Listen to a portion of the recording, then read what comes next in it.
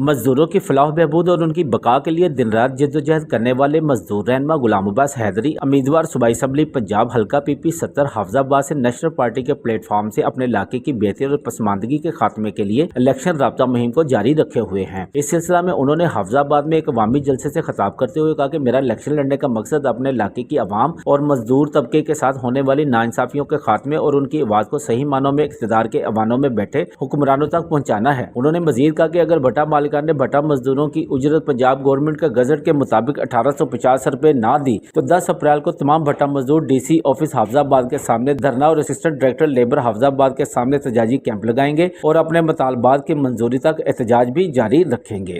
ਅੱਜ ਦਾ ਸਾਡਾ ਏਜੰਡਾ ਹੈ ਜੇ ਮਹਿੰਗਾਈ ਦੇ ਹਵਾਲੇ ਨਾਲ ਤੇ ਪੱਠਾ ਮਜ਼ਦੂਰਾਂ ਦੀ ਮਜ਼ਦੂਰੀ 'ਚ ਇਜ਼ਾਫਾ ਕਰਵਾਉਣ ਦੇ ਵਾਅਦੇ ਨਾਲ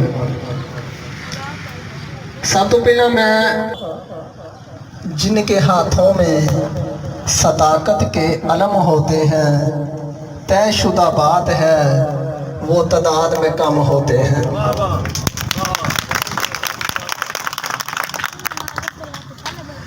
मैं अकेला ही निकला था जानबे मंजिल लोग आते गए कारवां बनता गया।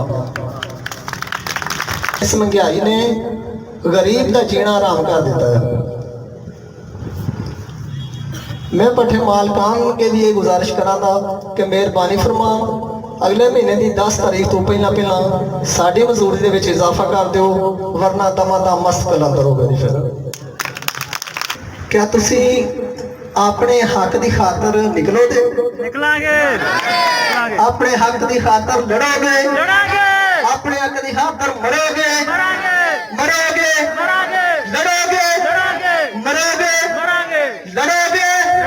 ये आटा महंगा, ये चीनी महंगी, ये दाल महंगी, बिजली पैसे किन्नों दसिए साड़ियां भी नहीं सुनता, साड़ियां भी नहीं सुनता, साड़ियां भी नहीं सुनता।